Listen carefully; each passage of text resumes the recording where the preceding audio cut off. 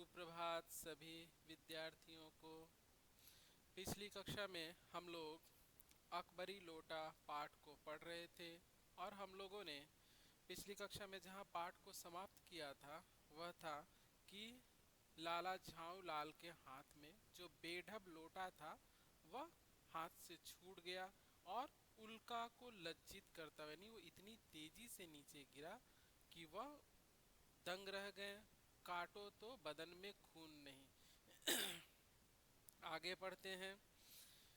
हुआ कुछ हुआ भी ऐसा ही। गली में जब लोटा गिरा तो उन्होंने सोचा कि क्या गजब हो गया होगा, पता नहीं किसके सर पे गिरे और वह काशीवासी हो जाए। हुआ भी कुछ ऐसा ही। गली में जोर का हल्ला उठा। लाला झाऊ लाल जब तक दौड़कर नीचे उतरे तब तक एक भारी भीड़ उनके आंगन में घुस चुकी थी, यानी घुस आई थी। वो जब तक उनको कुछ समझ में आता कि क्या हुआ तब तक एक भीड़ उनके आंगन में चली आई। उन्हें पहले से ही अंदाजा हो गया था कि कुछ गजब होने वाला है। लाला झाऊ लाल ने देखा कि इस भीड़ में प्रधान पात्र एक अंग्रेज है जो नख सिख यानी नाखून से लेकर सिर तक नख सिख से भीगा हुआ है और जो अपने एक पैर को हाथ से सहलाता हुआ, यानी लोटा कहाँ गिरा होगा उसके, इससे अंदाजा लग जा रहा है कि लोटा उसके पैर पे गिरा था। तो सहलाता हुआ दूसरे पैर पर नाच रहा था, यानी अच्छा खासा उसको लगा था तो नाच रहा था। उसी के पास अपराधी लोटे को भी देखकर लाला झाऊ लाल जी ने फौरन दो और एक दो जोड़कर स्थिति को समझ लिया, नहीं उन्हें स्थिति समझ में आ गई। माफ करना।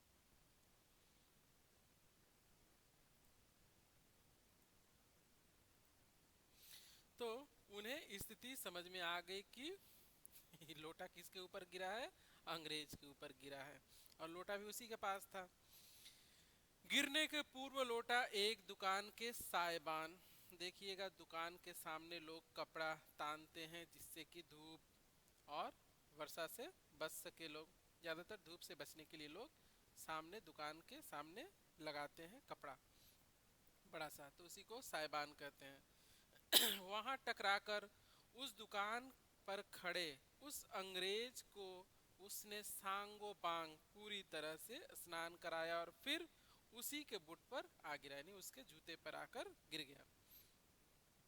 उस अंग्रेज को जब मालूम हुआ कि लाला झाऊ लाली उस लोटे के मालिक हैं तब उसने केवल एक काम किया, अपने मुंह को खोलकर खुला छोड़ दिया। लाला झाऊ लाल को आज ही यह मालूम हुआ कि अंग्रेजी भाषा में गालियों का ऐसा प्रकांड कोश है। सोचिए।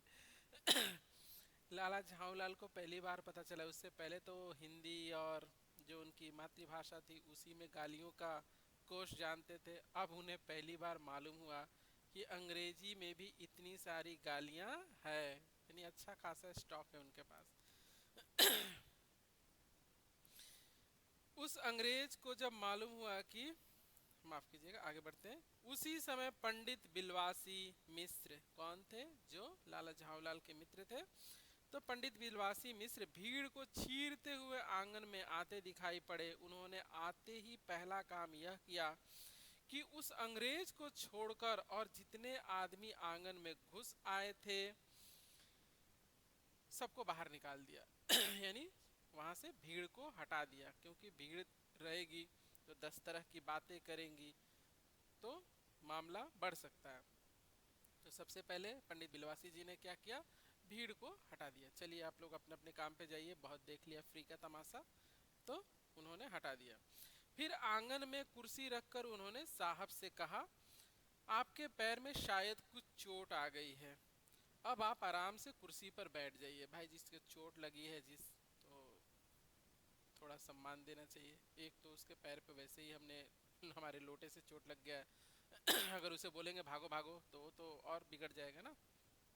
तो बिलवासी जी स्थिति को संभालते हैं और उसे पहले बैठाते हैं।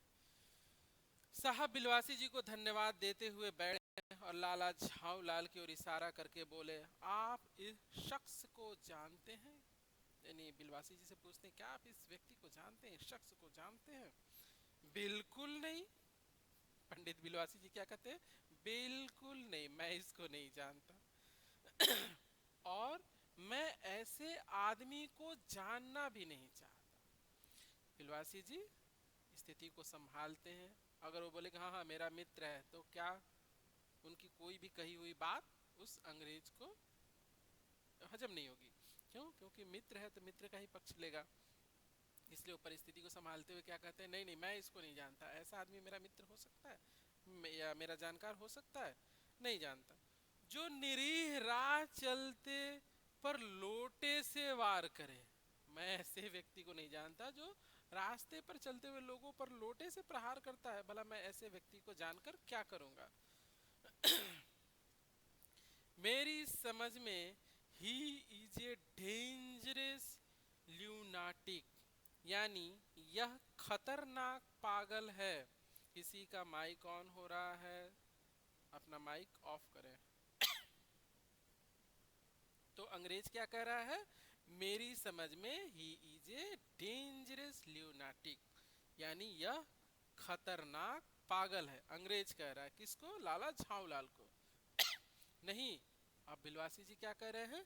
नहीं, मेरी समझ में he is a dangerous criminal.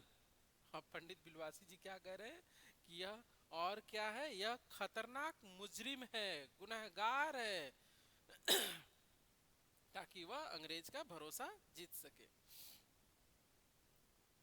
परमात्मा ने लाला झाऊलाल की आंखों को इस समय कहीं देखने के साथ खाने की भी शक्ति दे दी होती तो यह निश्चय है कि अब तक बिलवासी जी को वह अपने आंखों से ही खा चुके होते। यानी वे क्या देख रहे हैं? ये मेरे मित्र हैं या मेरे शत्रु हैं, जो मेरा पक्ष लेने के बजाय अंग्रेज का पक्ष ले रहे हैं। और क्या कह रहे हैं? वो तो मुझे पागल कह रहे हैं, ये मुझे क्रिमिनल कह रहे हैं, खतरनाक क्रिमिनल, डेंजरस क्रिमिनल। तो ऐसा भी कोई मित्र हो सकता है? अगर उनके आंखों से किसी व्यक्ति को खा जाने की शक्ति होती तो क्या करते? उस समय बिलवासी जी को खा जाते गुस्से से।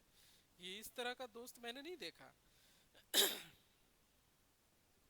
साहब ने बिलवासी जी से पूछा तो क्या करना चाहिए बताइए।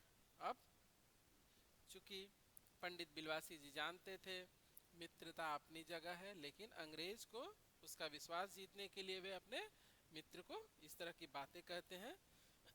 अंग्रेज उन पे विश्वास करने लगता है और क्या कहता है? अब बताइए, बिलवासी जी से पूछता है कि अब बताइए क्या किया जाए। बिलवासी जी क्या कहते हैं? पुलिस में इस मामले की रिपोर्ट कर दीजिए। आप सोचिए, मैं आपका मित्र, आप किसी मुसीबत में फंसे हो और वह आपको कहे पुलिस में दे दो इसको, अभी बुलाओ पुलिस दे दो इसको। आपको कैसा लगेगा? अरे ये मेरा मित्र है, ये तो शत्रु है। तो उनको क्या कहते हैं कि इसको पुलिस में रिपोर्ट कर दीजिए, जिससे यह आदमी फौरन हिरासत में ले लिया जाए। कोई भी अगर हमारा मित्र हमारे साथ ऐसा व्यवहार करेगा तो हमें क्या लगेगा? ऐसा शत्रु जिसे मैं मित्र समझ रहा था, ये तो महाशत्रु निकला। पुलिस स्टेशन है कहाँ? अब अंग्रेज भी पूछ रहा है कि बताइए पुलिस स्टेशन है कहाँ? पास ही है, चलिए मैं बताऊं। चलिए मैं आपको पहुंचा आता हूँ वहां पे। इसको पुलिस में दे देना ही ठीक रहेगा, ये क्या है? डेंजरस क्रिमिनल है। चलिए, तो वो तो विश्वास अब जीत चुका, विश्वास हो गया अंग्रेज को कि ये मेरे पक्ष में है। अभी चला। अब बिलवासी जी अपना दूसरा कार्य करते हैं जो वो करना चाहते थे। अभी चला, आपकी इजाजत हो तो पहले मैं इस लोटे को इस आदमी से खरीद लूं। जिस लोटे से आपके ऊपर प्रहार किया था ना, इस लोटे को पहले मैं इस आदमी से खरीद लूं। क्यों जी, बेचोगे? मैं 50 रुपए तक इसके दाम दे सकता हूँ। सोचिए, एक बेढंगा लोटा जिसका, उन्होंने क्या कहा था लाला झाऊलाल ने, जिसकी माँ डमरू और बाप क्या होगा, यानी उसका आकार प्रकार एकदम बेकार था। तो चीलम, माफ कीजिए गले में थोड़ी खराश हो रही है। तो 50 रुपए देकर खरीदना चाहते हैं। लाला झावलाल तो चुप रहे, पर साहब ने पूछा, इस रद्दी लोटे के आप 50 रुपए क्यों दे रहे हैं? कोई भी व्यक्ति अगर कौड़ी की चीज के बदले ज्यादा दाम दे, यानी जिसका वो मूल्य नहीं है, उससे बढ़ चढ़कर उस चीज का मूल्य दे, तो लोगों को आश्चर्य होगा ही कि आखिर। अब मान लीजिए इस बोतल को ही देखते हैं, इस बोतल में क्या है, ज्यादा से ज्यादा इस बोतल के 15 रुपए या 20 रुपए।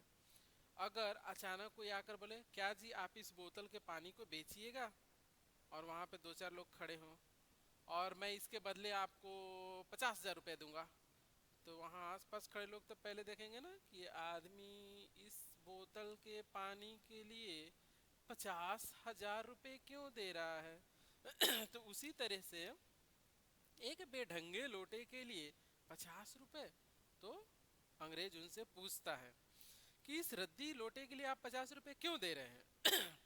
आप इस लोटे को रद्दी बताते हैं? बिलवासी जी क्या कहते हैं, अंग्रेज से क्या कहते हैं कि आप इस लोटे को रद्दी बता रहे हैं? आश्चर्य, मैं तो आपको एक विज्ञ और सुशिक्षित आदमी समझता था, यानी आपको मैं विद्वान समझता था, पढ़ा लिखा समझता था, और आप इस लोटे को रद्दी बता रहे हैं। अब अंग्रेज को भी थोड़ा एक्साइटमेंट होने लगा। वो भी क्या पूछता है, आखिर क्या बात है, कुछ तो बताइए। लाला बिलवासी लाल जो खेल रच रहे थे, अब अंग्रेज उसमें फंसने लगा। जनाब, यह एक ऐतिहासिक लोटा जान पड़ता है।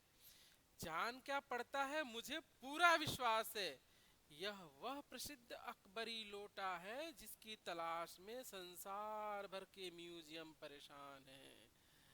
अब पंडित बिलवासी जी अंग्रेज को मूर्ख बनाना प्रारंभ करते हैं और क्या कहते हैं कि मुझे तो यकीन है कि यह वही लोटा है जिससे अकबर ने क्या किया था, पानी पिया था, और जिसकी तलाश में संसार भर के म्यूजियम परेशान है और ढूंढ रहे हैं इसको। यह बात, अंग्रेज क्या कहता है, यह बात यानी ऐसी बात है? जी जनाब। बिलवासी जी क्या कहते हैं, जी 16वीं शताब्दी की बात है। अब उसकी एक कहानी सुनाते हैं कि क्या है इस लोटे की विशेषता जो बेढंगा था। अब एक कहानी बनाते हैं। क्या जनाब, 16वीं शताब्दी की बात है। बादशाह हुमायूं शेर शाह से हार कर भागा था और सिंध के रेगिस्तान में मारा मारा फिर रहा था। एक अवसर पर प्यास से उसकी जान निकल रही थी। उस समय एक ब्राह्मण ने इसी लोटे से पानी पिलाकर उसकी जान बचाई थी। किसकी? हुमायूं की। हुमायूं कौन था? अकबर का पिता था, तो जान बचाई थी। हुमायूं के बाद अकबर ने उस ब्राह्मण का पता लगाकर उससे इस लोटे को ले लिया और इसके बदले में उसे इसी प्रकार के 10 सोने के लोटे प्रदान कर दिए। क्यों? उसके पिता ने इस लोटे से पानी पिया था इसलिए, और उस ब्राह्मण ने पानी पिलाकर उसकी जान बचाई थी। यह लोटा सम्राट अकबर को बहुत प्यारा था क्योंकि उसके पिता की जान बची थी। इसी से इसका नाम अकबरी लोटा पड़ गया। वह बराबर इसी से वजू करता था। देखिएगा, नमाज पढ़ने से पहले वजू करना होता है, तो इसी से वह क्या करता था, वजू करता था।